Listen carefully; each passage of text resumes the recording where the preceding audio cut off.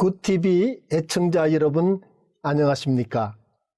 저는 루터대학교에서 교목처장을 맡고 있고 신학과에서 교회사를 가르치는 홍경만 교수입니다.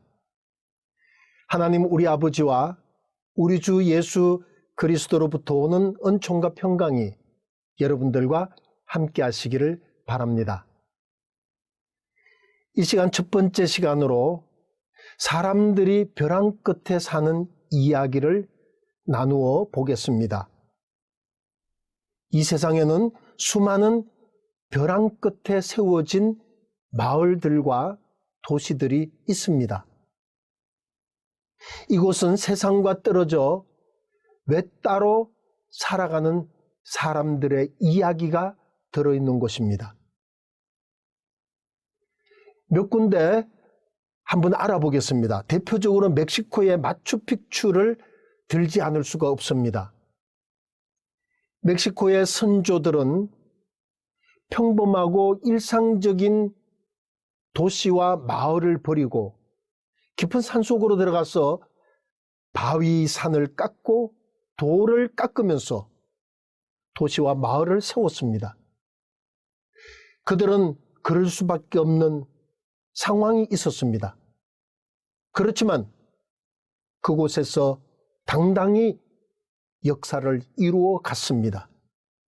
스리랑카의 시기리아라고 하는 곳은 거대한 반석으로 된 산입니다.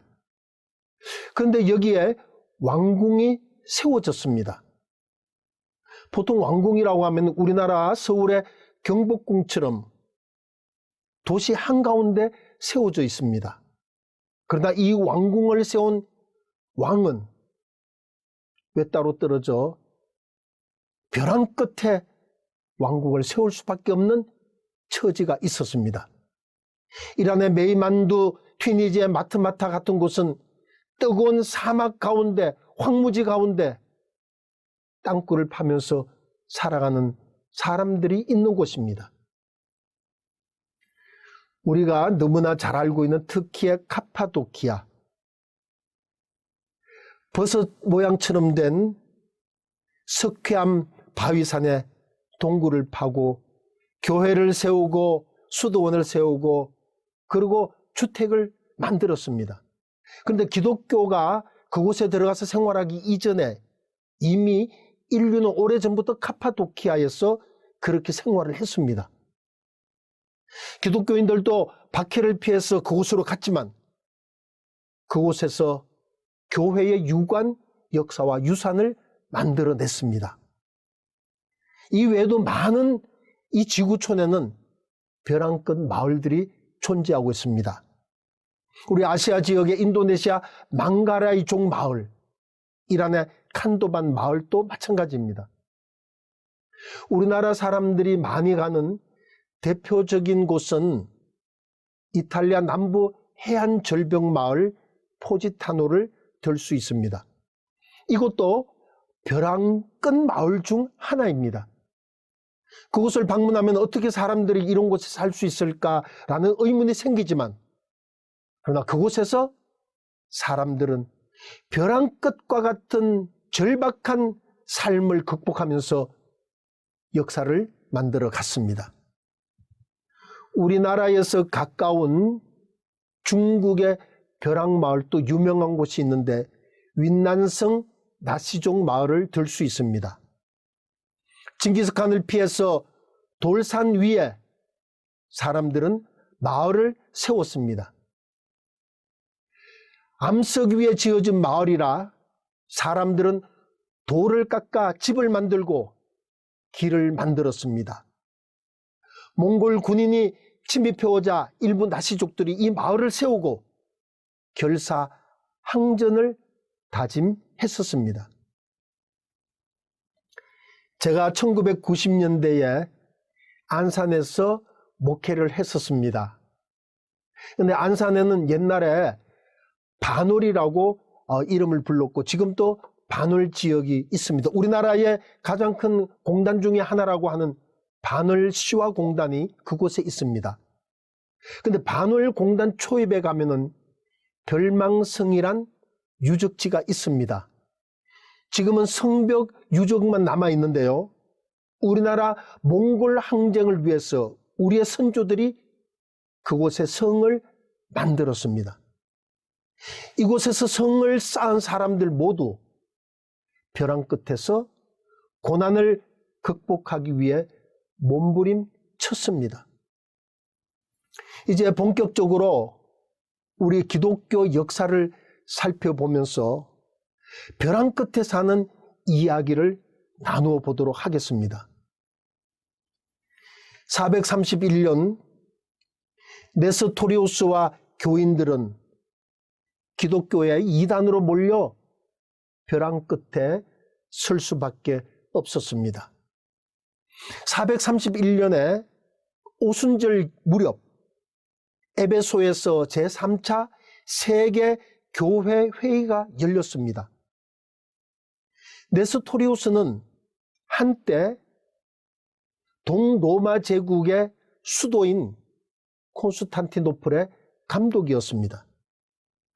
그러나 네스토리우스는 성자의 신성과 인성의 해석 차이로 인해서 당시 반대파 사람들에 의해 이단으로 정죄를 받았습니다. 오늘날 이단들처럼 교주의 신격화나 또는 윤리 도덕적으로 타락한 사이비성이 있는 것은 아니었습니다. 이런 고대 사회에서 이단 결정 이유 중에 하나는 교회 정치의 파벌 싸움의 결과이기도 했습니다. 네스토리우스는 끝내 살아생전 자신의 뜻을 이루지 못했습니다. 유배지 수도원에서 자신이 정죄된 것을 슬퍼하다가 결국 병으로 죽어갔습니다. 그러나 네스토리우스의 제자들과 신도들은 로마 제국 밖 동방으로 흩어져 나갔습니다. 그들은 이단이라고 하는 지명을 받았지만 그러나 세계로 흩어져서 피난길에 올라 선교 일을 시작했습니다. 대표적으로 그들이 간 곳이 시리아 에데사라고 하는 곳입니다. 이교도의 중심지였습니다. 한마디로 벼랑 끝과 같은 삶을 만나서 벼랑 끝으로 들어갈 수밖에 없었습니다. 그러나 그들은 그곳에서 좌절하지 않고 벼랑 끝과 같은 삶을 극복했다는 사실을 우리는 알 수 있습니다. 그들은 그곳에서 교회와 신학교를 세우고 여러 많은 기관들을 세우고 그들은 그곳에서 상업활동을 하면서 그리고 무엇보다도 선교사를 양성하며 최선을 다해서 신앙을 지키면서 살아갔습니다. 그뿐만 아니라 병원을 세우고 자선사업체를 만들어 사회복지에도 힘을 썼습니다. 그러자 이교도의 중심지였던 시리아 에데사 지역 사람들이 그 사람들을 칭찬하고 존경하기 시작했습니다. 아주 오랫동안 네스토리우스파 교인들은 그 사람들의 마음을 움직이는 기독교 신자로서 살았습니다. 그러나 세월이 흐르고 새로운 왕가가 들어서면서 로마 지역에서 왔다고 해서 친로마 제국의 간첩으로 오해를 받기 시작했습니다. 그래서 그곳에서 네스토리우스파 교회는 박해를 받았습니다. 그들은 새로운 벼랑 끝 삶을 만났습니다. 그들은 다시 벼랑 끝으로 내몰리고 말았습니다. 그래서 그들은 시리아를 떠나 페르시아의 니시비스와 셀루키아로 옮길 수밖에 없었습니다. 498년 페르시아의 사산 제국 황제로부터 로마 제국의 간첩이 아니라는 오해를 벗었습니다. 그들은 그곳에서 명실공히 열심히 선교하는 교회를 세웠는데 그 교회 이름이 동양교회입니다. 다른 말로는 아시아 교회라고도 합니다. 그래서 영어로는 The Church of East라는 교회를 세웠습니다. 우리는 이곳에서 아시아 선교를 위해서 일하겠다고 하는 뜻이었습니다. 시라예스처럼 오랫동안 그 지역 사람들에게 신임을 받으면서 신앙생활을 했습니다. 그들은 그곳에서 벼랑 끝과 같은 삶을 만났지만 그러나 극복했습니다. 그런데 그 후에 새로운 왕이 나오면서 박해를 받기 시작했습니다. 또다시 벼랑 끝과 같은 삶을 만나게 되었습니다. 페르시아에서 회교가 일어나 그들은 다른 곳으로 피난을 갈 수밖에 없었습니다. 끊임없는 벼랑 끝 삶의 연속이었습니다. 아마도 우리 인생살이가 그렇다고 생각합니다. 중요한 사실은 우리가 이 벼랑 끝에서 그대로 멈추고 말 것이냐? 아닙니다. 벼랑 끝을 극복하면서 세상을 향해 나아가 당당히 역사를 열어가는 신앙인들을 발견하고 배울 수 있습니다. 네스토리우스파 교인들은 이러한 여러 박해 가운데서도 중국 선교를 성공적으로 시행하였습니다. 1623년 중국 서안에서 비석 하나가 발견되었습니다. 학자들이 그 비석을 조사해 보니까 놀라운 내용이 들어있었습니다. 그 비석에 천년 전인 635년에 네스토리우스파 기독교 교인들이 당나라 선교를 했다는 사실이 적혀 있었습니다. 이 비석의 이름이 바로 그 유명한 대진경교 유행 중국비입니다. 당나라 태종 이세민 때 아라본이라는 네스토리우스파 선교사가 경교라는 이름으로 중국 선교를 당나라 정부로부터 허락을 받고 시행을 했습니다. 제3대 고종 때는 당나라 13도 358주에 경교의 교회당인 파사사 하나씩을 건립하였다고 합니다. 그리고 당나라에서는 경교 성직자에게 진국 대법주라는 칭호를 주었는데 이것은 경교를 당조의 국교로 간주한 조치가 된다고 학자들은 보고 있습니다. 같은 기독교인들에게 이단으로 몰려 벼랑 끝에 섰던 네스토리우스파 교인들은 벼랑 끝을 지나 벼랑을 극복하고 세상을 품에 안고 선교 사역을 펼쳐나가는 대역사를 이루어냈습니다. 더 거슬러 기독교 역사를 올라가면 저는 사도행전에서 수많은 벼랑 끝 삶을 발견하고 그 삶을 신앙으로 극복한 말씀을 찾아볼 수 있다고 생각을 합니다. 대표적으로 사도행전 11장 19절 이하에 보면 안디옥 교회가 나옵니다. 사도행전 11장 19절 말씀에 보면은 예루살렘의 스데반 집사님의 순교 일로 일어난 환난과 박해를 피해서 이곳에 피난 온 예루살렘 교인들에 의해 세워진 교회라고 말씀하고 있습니다. 11장 21절에 보면 주님의 손이 그들과 함께 하심에 수가 많은 사람들이 믿고 주님께 돌아오더라 라고 증거하고 있습니다. 계속해서 11장 26절에 보면 바나바와 바울이죠. 사울이 함께 큰 무리를 가르쳤고 제자들이 신자들을 말합니다. 안디옥에서 비로소 그리스도인이라 일컬음을 받게 되었더라는 말씀처럼 아주 모범적인 교회를 만들었습니다.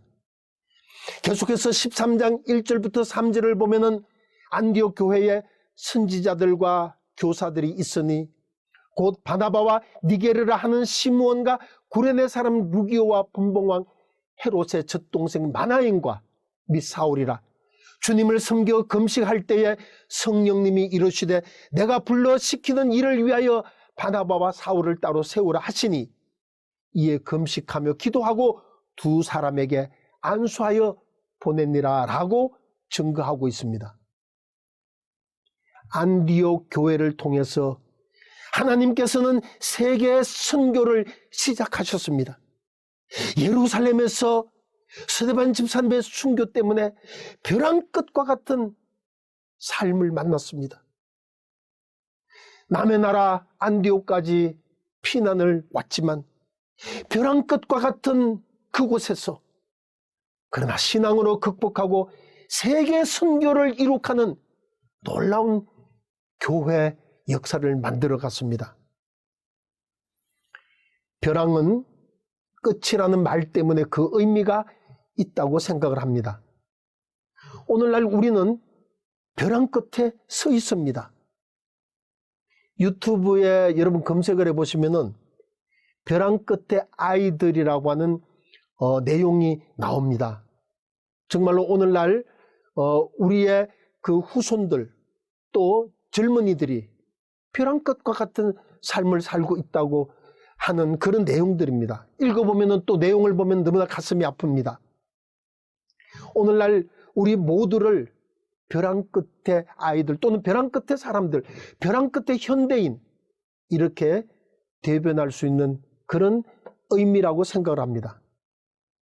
현대인들은 여러 가지 이유로 벼랑 끝에 살아가는 사람이라고 할 수 있습니다. 아마 애청자 여러분들도 마찬가지일 겁니다.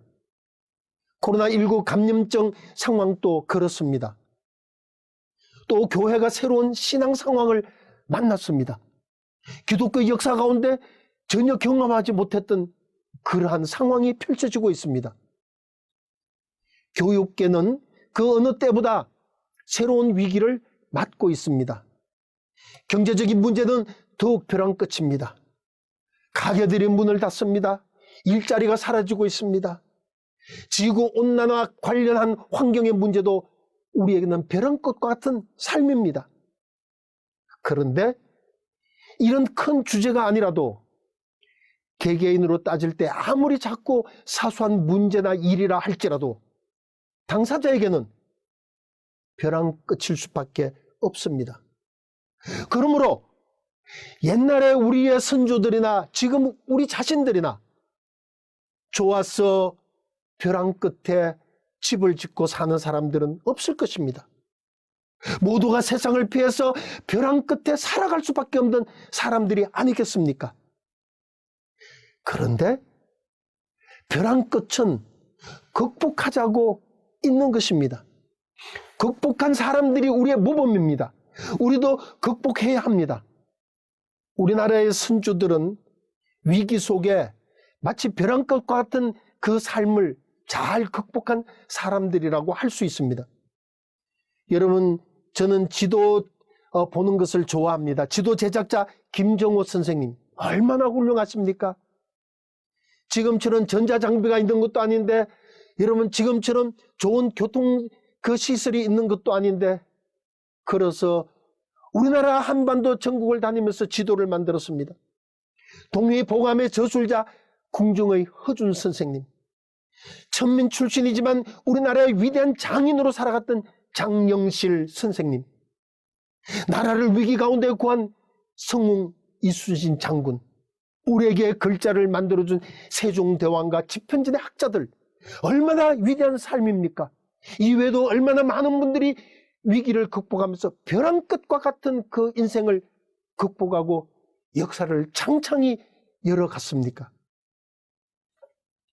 2020년 현재 코로나19 사태는 우리에게 또 전 인류에게 너무나 큰 위기, 벼랑 끝과 같은 삶을 가져다 주고 있습니다.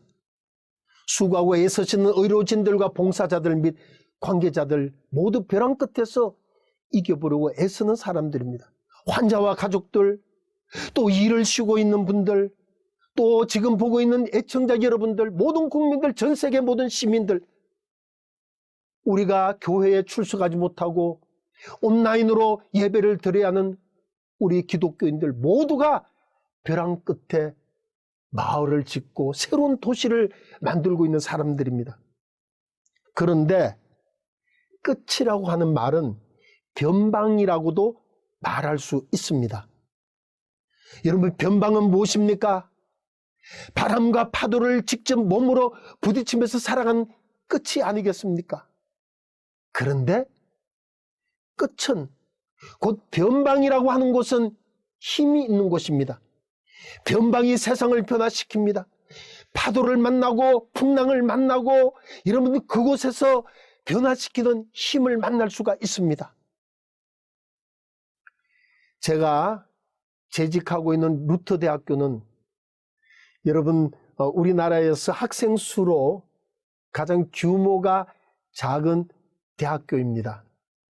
어쩌면 규모 면에서만 볼 때 벼랑 끝에 서 있는 학교라고 말할 수도 있을 것입니다.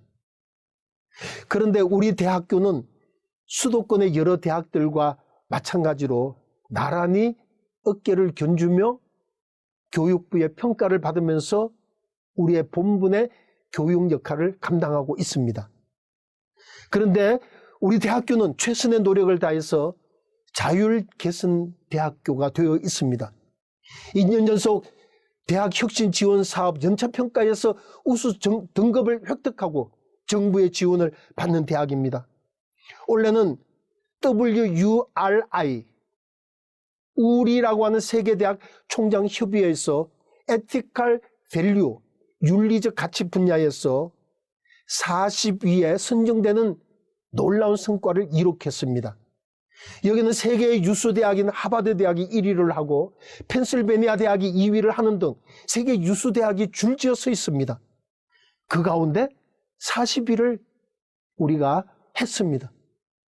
우리는 비록 작은 대학교고 또 한때는 우리는 학교가 어려워질 때도 있었습니다. 벼랑 끝에 위기를 맞이했지만 그러나 우리는 벼랑 끝에서 세상을 바라보면서 우리 대학교에 온 학생들을 세상으로 섬기는 사람으로 보내려고 하고 있습니다. 우리는 기독교 정신을 바탕으로 유서 깊은 전통을 자랑하며 작지만 알찬 대학으로서 사회를 섬기는 디아코니아 융합형 인재를 양성해 오고 있습니다.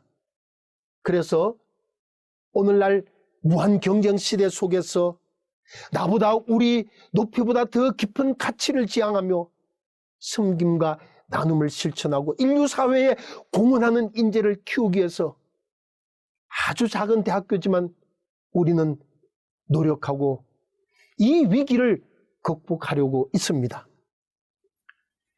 애청자 여러분, 만약 내 자신이 벼랑 끝에 살고 있다면 힘을 가지십시오. 힘은 우리에게 신앙 안에서 내려오는 것입니다. 우리는 마지막으로 나사렛 벼랑 끝에 서신 예수님을 생각해 볼 수 있습니다. 예수님께서는 공생애의 3년간의 삶, 태어나실 때부터 벼랑 끝에 삶을 연속적으로 사셨다고 생각할 수 있습니다. 마지막 숨을 거두신 갈보리산 십자가 위는 벼랑 끝 중에서도 아주 끝이었습니다. 누가복음 4장 29절과 30절을 보면 예수님께서 회당에서 가르치시고 난 후에 사람들이 박해를 하시자 일어나 동네 밖으로 쫓겨났습니다. 그리고 그 동네가 건설된 산 낭떠러지기까지 나사렛 사람들은 예수님을 끌고 가서 벼랑 끝에서 예수님을 밀어뜨리려고 했습니다. 예수님께서는 그곳에서도 벼랑 끝을 경험하셨습니다. 그러나 예수님께서는 그들 가운데 지나서 세상으로 나가셨습니다. 예수님을 벼랑 끝에서 마지막으로 예수님은 절망하시지도 않고 오히려 세상 속으로 당당히 걸어가셔서 사탄 심판과 인류 구원의 성업을 이룩하셨습니다. 더 이상 벼랑 끝을 의미하는 것도 아닙니다. 기독교의 십자가 벼랑 끝에 죽음이 있는 것 같지만 그곳에 부활의 승리가 있지 않습니까? 고린도전서 15장에서는 사망아 너의 승리가 어디 있느냐? 사망아, 내가 소는 것이 어디 있느냐? 사망이 소는 것은 죄요, 죄의 권능은 율법이라. 우리 주 예수 그리스도로 말미암아 우리에게 승리를 주시는 하나님께 감사하노라. 그러므로 내 사랑하는 형제 자매들아, 견실하며 흔들리지 말고 항상 주님의 일에 더욱 힘쓰는 자들이 되라. 이는 너희 수고가 주 안에서 헛되지 않는 줄 알미라고 우리에게 말씀하고 계십니다. 사랑하는 굿TV 시청자 여러분, 오늘 이 시간 왜 사람들이 벼랑 끝에 사는지에 관해서 말씀을 나누었습니다. 이제 벼랑 끝과 같은 위기를 신앙으로 잘 극복하셔서 축복된 삶을 사시기를 주님의 이름으로 기원드립니다.